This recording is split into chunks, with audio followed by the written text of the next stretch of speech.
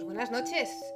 Hoy sí que hemos sido puntuales en la parada, tercera edición, en esta semana que estamos de estreno.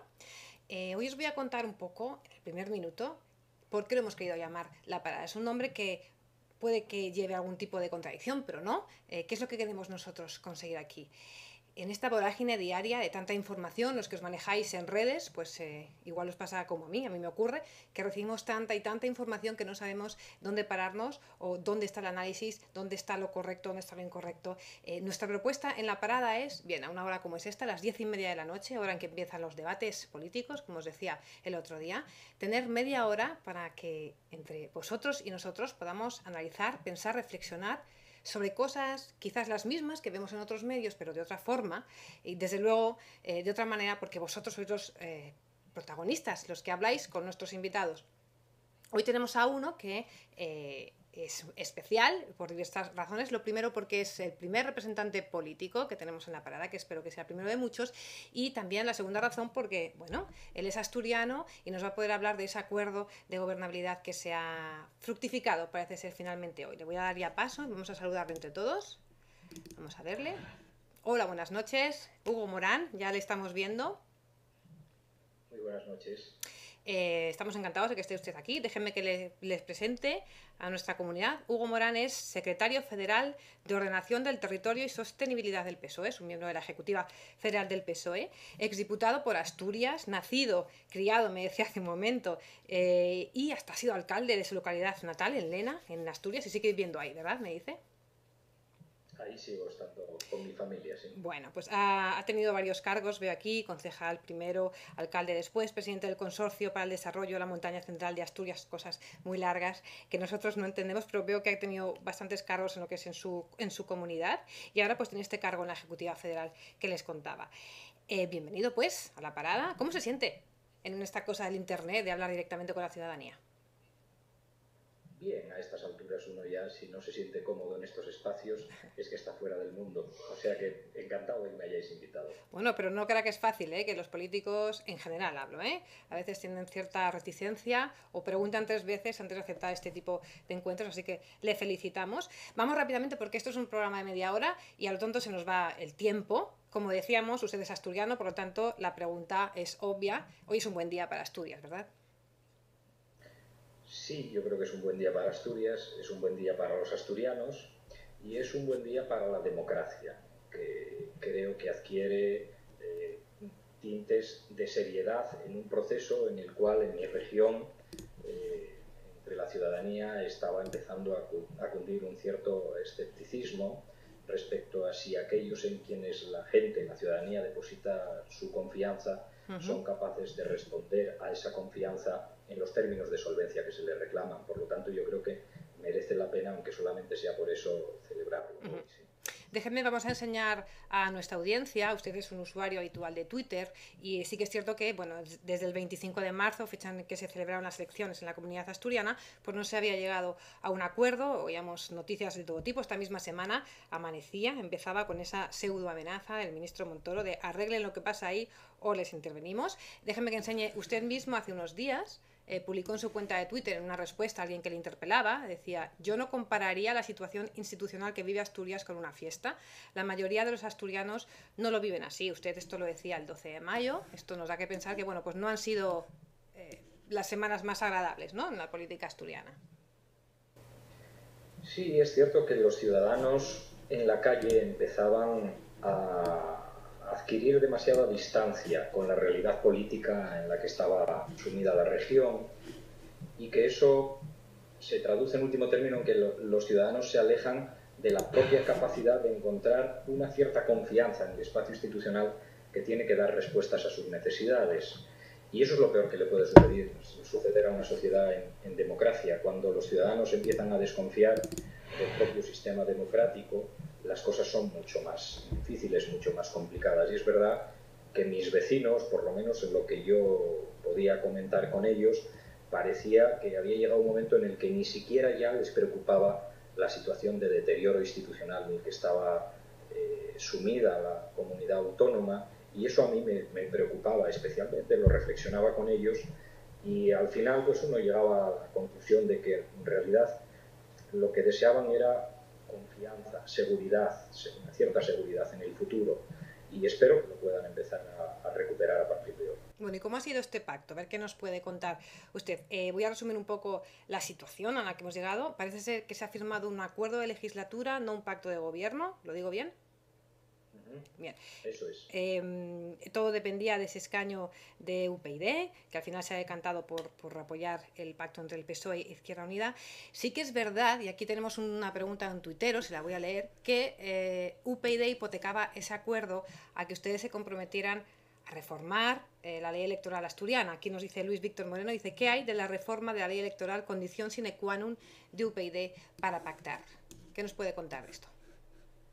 Mire, en este caso se trata de establecer un proceso de revisión de una norma que arranca con la Constitución, que es aquella que pretende garantizar la representatividad de todos los ciudadanos con independencia del lugar en el que vivan. En las comunidades pluriprovinciales esto se resuelve mediante un reparto de circunscripciones que equivalen a las provincias, y en el caso de las comunidades uniprovinciales, como es el caso de Asturias, las hay que tienen divididas en circunscripciones los territorios sobre los que se vota. En el caso de Asturias hay tres.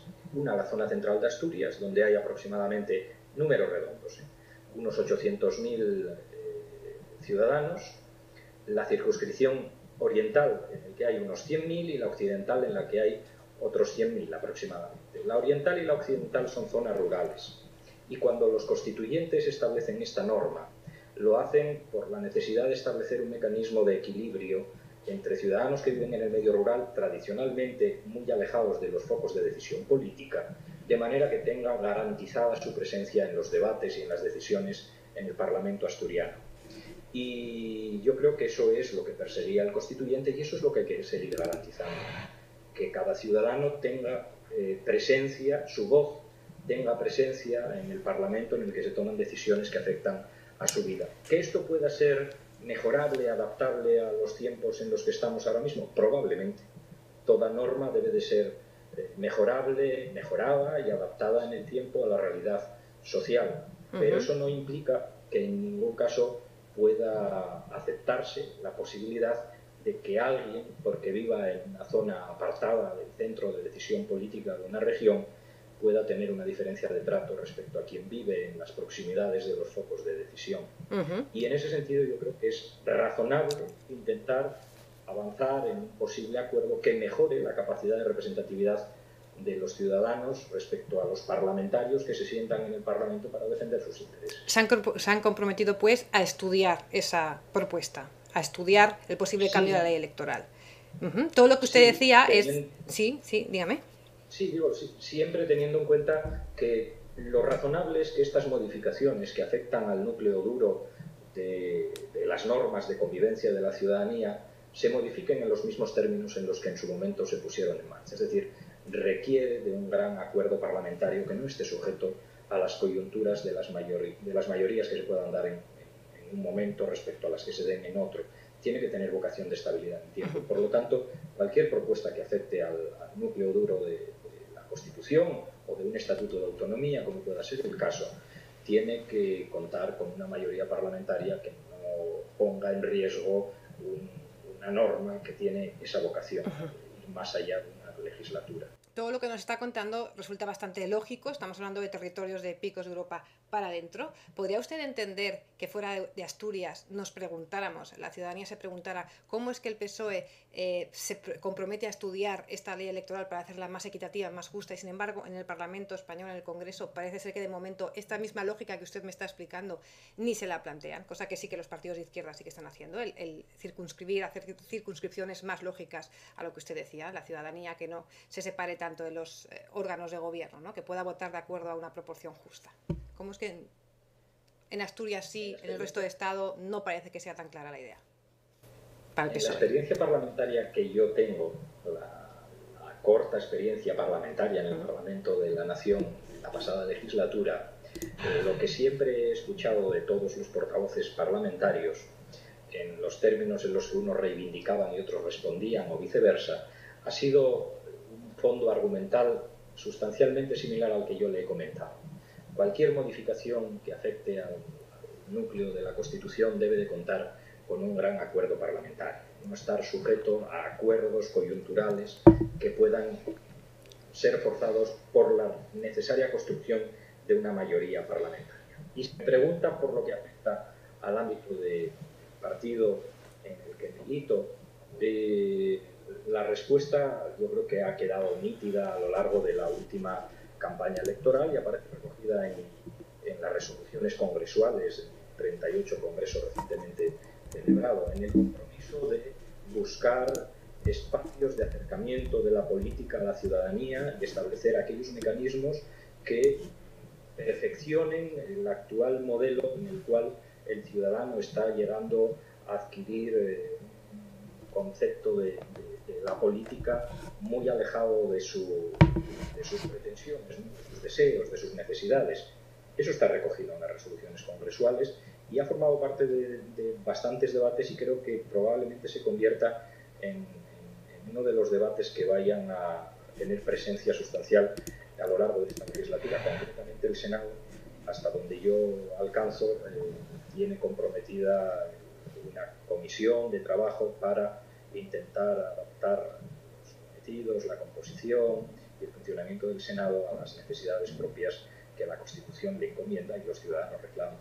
Bueno, pues ya que hablamos del Senado, permíteme, señor Morán, hemos encontrado un vídeo en el que precisamente usted era candidato al Senado en las pasadas elecciones. Este vídeo en concreto hablaba de la participación ciudadana. Vamos a escuchar lo que usted decía en el vídeo y lo comentamos.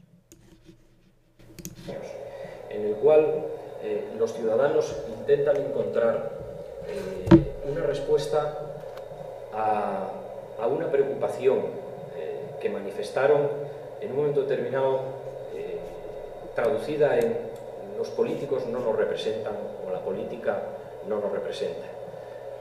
No hay ninguna otra posibilidad de que el ciudadano tenga la capacidad de condicionar su futuro fuera de la política, fuera de la actividad política. Y los políticos no son más que ciudadanos que coyunturalmente se dedican a gestionar el bien público, las cosas que son comunes, a intentar construir.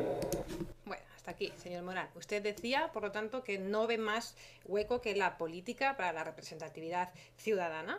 Déjame que le haga una pregunta.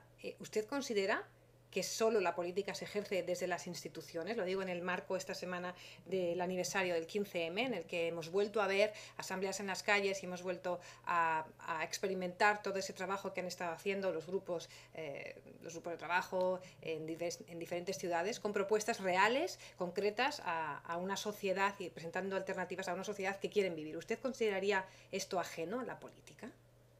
En absoluto.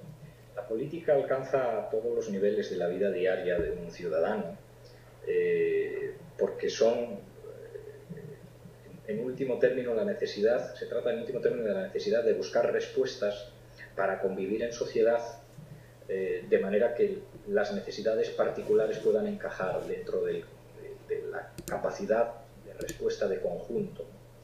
Un ciudadano tiene sus pretensiones particulares, pero evidentemente no puede colocarlas por encima de las pretensiones del resto de la sociedad.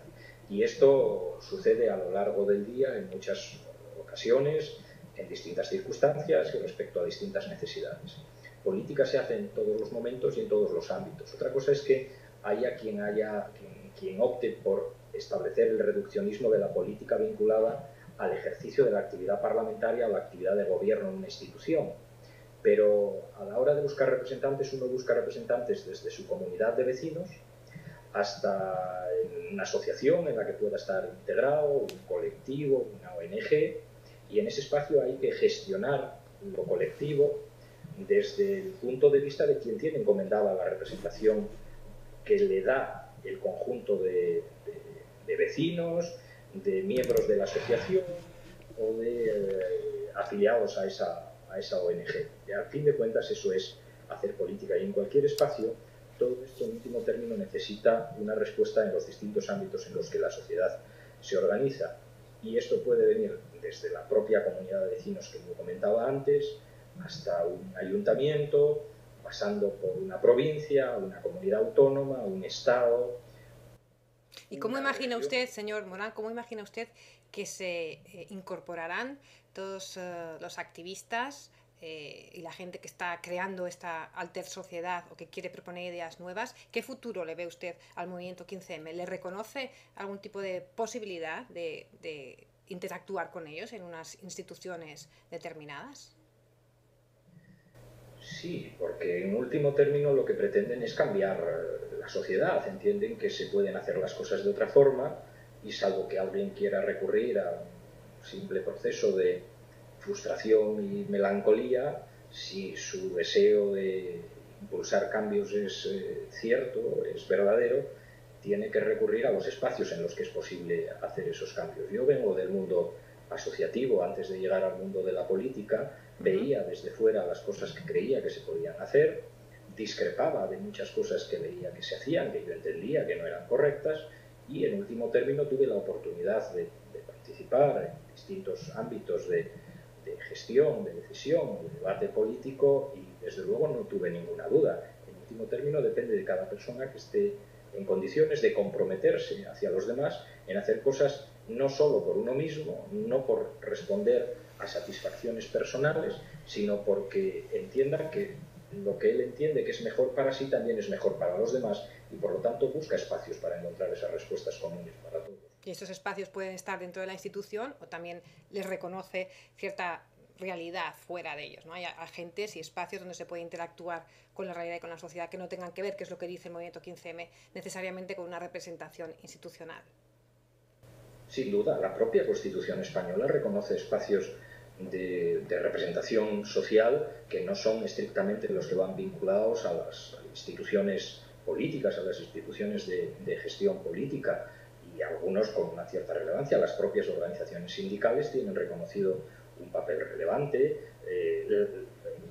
la organización empresarial, o sea, las organizaciones empresariales tienen reconocido un papel relevante, pero la sociedad civil organizada tiene desde luego un papel que ha de crecer mucho más en los próximos años, que lo ha reconocido la Unión Europea y que le ha puesto un título, palabra, como algunos le denominan, que es el de la búsqueda de una nueva gobernanza. Ajá. Esa gobernanza se ha experimentado durante los últimos casi 30 años en el mundo rural, un espacio en el que es muy sencillo encontrar cómo el colectivo de ciudadanos que comparten un espacio y unas necesidades son capaces de organizarse para dar respuestas comunes a esas necesidades comunes. Como yo provengo de ese espacio, en el espacio en el que vivo y el que conozco mejor, pues sé que lo que se busca en los grandes espacios urbanos ya hace muchos años que tiene esa respuesta en el mundo rural, en sus espacios organizados,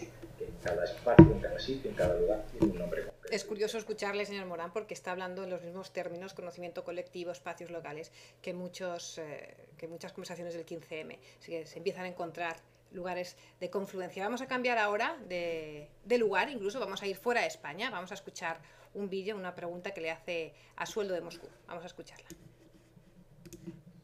Buenas, pues ahí va mi pregunta para don Hugo Morán. Conocemos bastante bien la opinión que tiene el Partido Socialista sobre la victoria de François Hollande en Francia. En cambio, yo por lo menos no he conseguido localizar una valoración del Partido Socialista o de alguno de sus responsables sobre la caída del PASOK en Grecia. ¿Podría explicarnos algo, don Hugo Morán? Muchas gracias. Esta pregunta iba relacionada con un intento de análisis de la posición de la socialdemocracia hoy en día en Europa.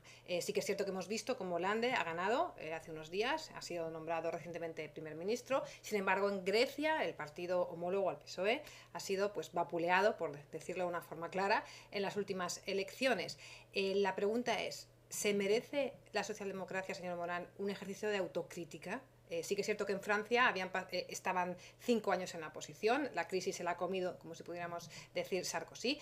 En Grecia ha pasado un poco lo mismo que en España. El gobierno socialista ha sido el que se ha encontrado con esta crisis económica y bueno, pues la ciudadanía ha considerado en las urnas que no ha dado una respuesta lo suficientemente óptima para proteger al estado del bienestar. ¿Cómo mide el Partido Socialista y usted, señor Morán, esta diferencia entre Francia y Grecia con respecto a la socialdemocracia?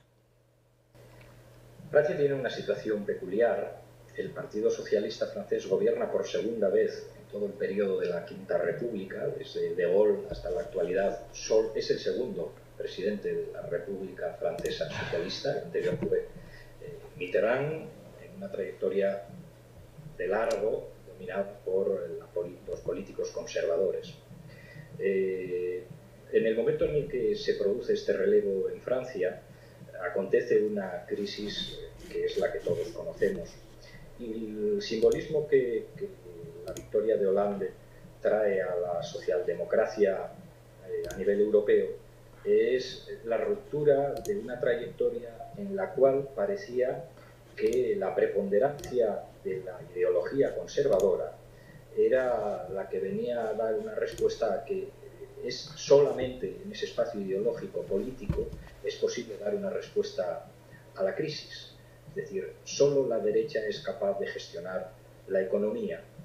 Y en estos momentos parece que en Europa soplan vientos de cambio es verdad condicionados por la crisis, y que en el caso griego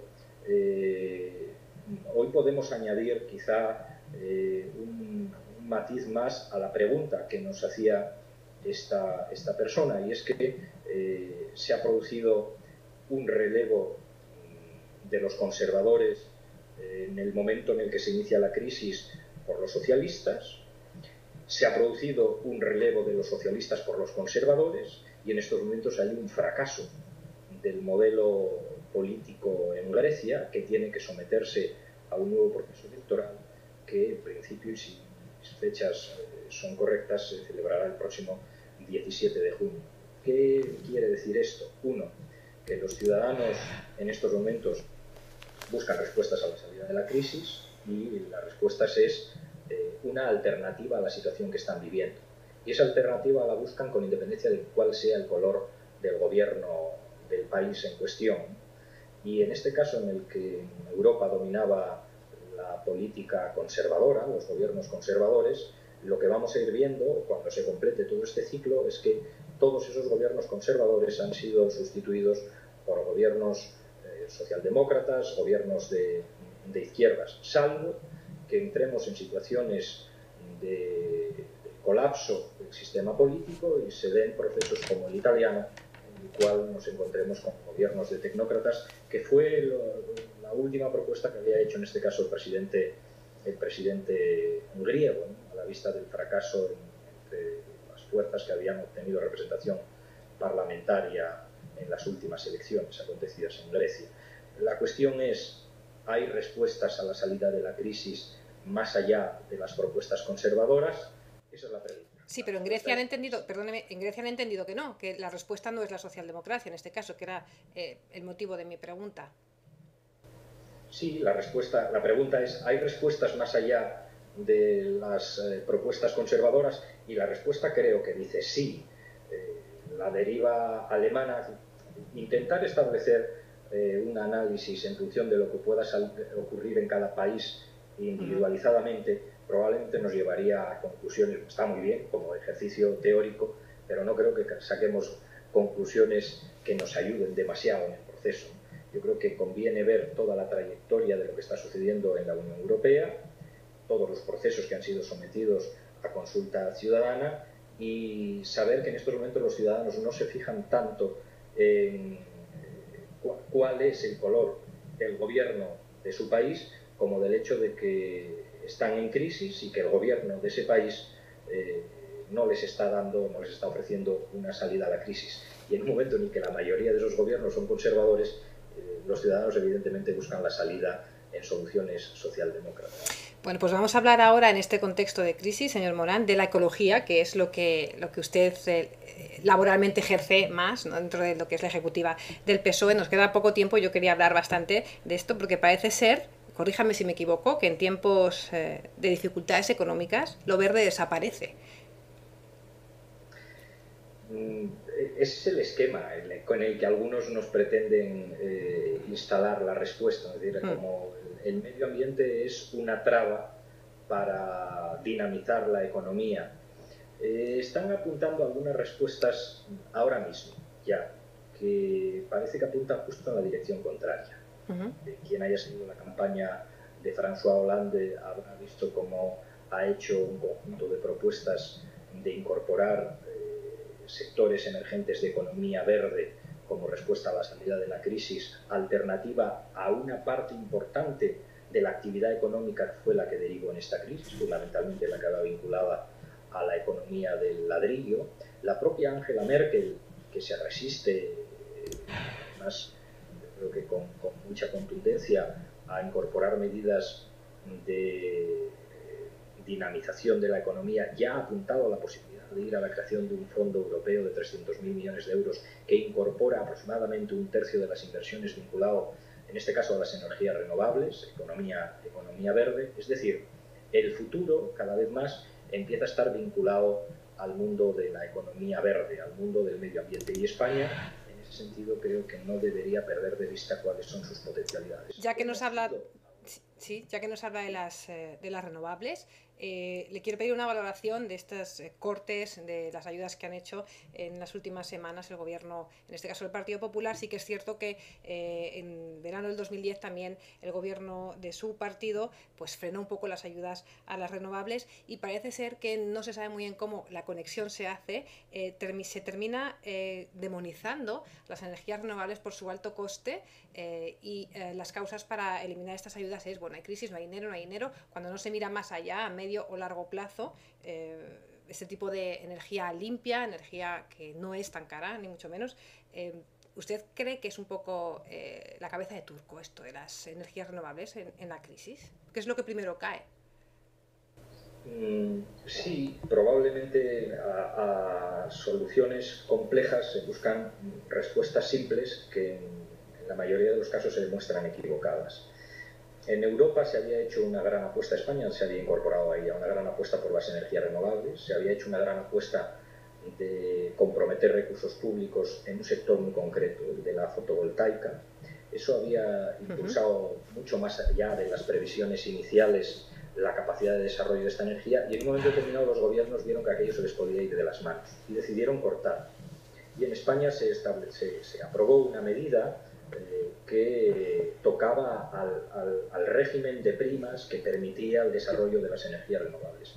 Una medida que yo creo que no debería de haberse producido en los términos en los que se produjo. Yo creo que el tiempo nos está demostrando que no fue la medida más acertada, pero ahora nos encontramos que en lugar de aprender de la necesidad de corregir esto en términos positivos, se ha hecho justamente lo contrario. Ya no se trata de una medida que afecte a un solo sector, en este caso la fotovoltaica, sino que el gobierno del Partido Popular ha optado sencillamente por cerrar el grifo a todas las energías renovables. Y estamos en un momento en el que se produce, igual que Felipe González en su momento decidió una moratoria nuclear, pues en estos momentos el Partido Popular decide una moratoria a las energías renovables. Creo que es una medida equivocada, radicalmente equivocada. Bueno, nos queda muy poquito tiempo. Le voy a pedir una valoración del decreto ley que se lleva mañana al Pleno, decreto ley de medidas urgentes en materia de medio ambiente, que el ministro Arias Cañete presenta mañana al Pleno. Parece ser que se va a intentar, los grupos de la oposición, que se tramite como proyecto de ley y no como decreto. Cuénteme un poco qué va a hacer el Partido Socialista en el Congreso para frenar este decreto ley y cómo debería ser, si es que deben de haber medidas urgentes con respecto al medio ambiente. Bueno, de partida le vamos a decir al Gobierno que no se pueden buscar disculpas para tomar decisiones de orden político que afectan a leyes tan importantes como estas. Por un real decreto no se pueden borrar de un plumazo los mecanismos de participación, información pública, participación ciudadana que están establecidos por ley. No se puede pasar por encima del Consejo Asesor de Medio Ambiente, por ejemplo. No se puede impedir la participación de los ciudadanos en medidas que afectan a su vida diaria, con lo cual un real decreto va justo en la línea contraria de lo que promueve, en este caso, las directivas europeas, que son nuevos modelos de gobernanza y de participación ciudadana en la elaboración de las leyes. En segundo término, no se puede mentir cuando se pone en marcha un mecanismo de modificación legislativa de este orden. No es posible justificar que hay una necesidad de urgencia para modificar la ley de aguas, la ley de residuos y la ley de espacios naturales y biodiversidad. No es posible amparar en la sequía que haya que modificar la ley de residuos, con lo cual probablemente esto fuese objeto de un recurso de inconstitucionalidad que le ha hecho regular al Gobierno y que en estos momentos parece van a aceptar la tramitación por vía de proyecto de ley. En la tramitación de cada una de las leyes vamos a decirle al Gobierno, primero, que no se puede privatizar el agua, que el agua es un derecho y es un bien público, y lo que pretende en esta modificación es simple y llanamente privatizar el agua para convertirlo en un recurso económico al servicio de la generación de plusvalías que acabaría en la especulación, igual que lo fue en su momento la especulación en torno al suelo. Que la biodiversidad no puede ser puesta al servicio del desarrollo de la economía para resolver un problema de hoy, porque estaríamos dejando a las generaciones venideras sin capacidad de atender a sus propias necesidades. Por lo tanto, hay que garantizarla hoy, pero también en el futuro, y que en la gestión de los residuos, si no somos capaces de entender que estamos probablemente ante uno de los yacimientos de materias primas más importantes de cara al futuro en las sociedades desarrolladas, que consumen mucho más de lo que necesitan y por lo tanto arrojan a la basura elementos que son susceptibles de ser reaprovechados, si no lo entendemos en esos términos, estamos viendo que el Partido Popular lo que defiende es una falacia cuando habla de austeridad. La austeridad pasa, en primer término, por ser capaces de consumir solo lo que necesitamos y de reaprovechar todo aquello que estamos en condiciones de reaprovechar. Si no lo hacemos así, estaremos engañándonos nosotros mismos y estaremos engañando a los ciudadanos. Confiamos en que haya una modificación sustancial del contenido de estas tres leyes. Estupendo. Pues se nos ha pasado el tiempo, señor Morán, ya ha acabado. ¿Qué tal se ha sentido? ¿Cómo lo ve esta interacción con nosotros y con la ciudadanía? ¿Se siente cómodo? Sí.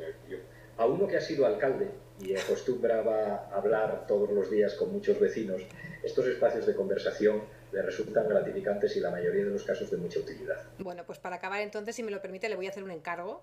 El próximo lunes, cuando tengan ejecutiva, ahí en Ferraz, hágame el favor de invitar a sus compañeros a que pasen por aquí, a este espacio o cualquier otro, y dígales pues, que aquí no nos comemos a nadie y que sentarse a hablar con el ciudadano y contestar preguntas o compartir reflexiones, pues siempre es una buena idea, ¿verdad? Pues no le quepa la menor duda que les invitaré a decir a que acudan a este programa y a decirles que mi experiencia ha sido de lo más satisfactoria. Pues se lo agradecemos. Yo voy a despedir ya el programa. Gracias por venir una vez más. Yo os cuento, mañana es el último programa de esta semana. Vamos a cerrar con el politólogo y catedrático de la Universidad Autónoma de Barcelona, Joan Subirats, experto en gobernanzas, ese palabra que nos decía el señor Morán antes, y experto también en políticas públicas, pero también es teórico y practicante de conceptos como el procomún y el conocimiento colectivo. Es un buen cierre a esta semana donde podremos analizar pues, las charlas que hemos tenido hasta ahora e ideas a futuro. Como siempre, 10:30 de la noche, aquí donde nos estáis viendo, enviar vuestras preguntas, pero también reflexiones o vídeos que queráis que veamos con nuestros invitados a través de Twitter, de Facebook y de esa herramienta que os estamos lanzando, que es vuestra propia webcam. Solo tenéis que encenderla, 30 segundos de vuestro tiempo, y estaréis aquí con nosotros en La Prada. Muy buenas noches y hasta mañana.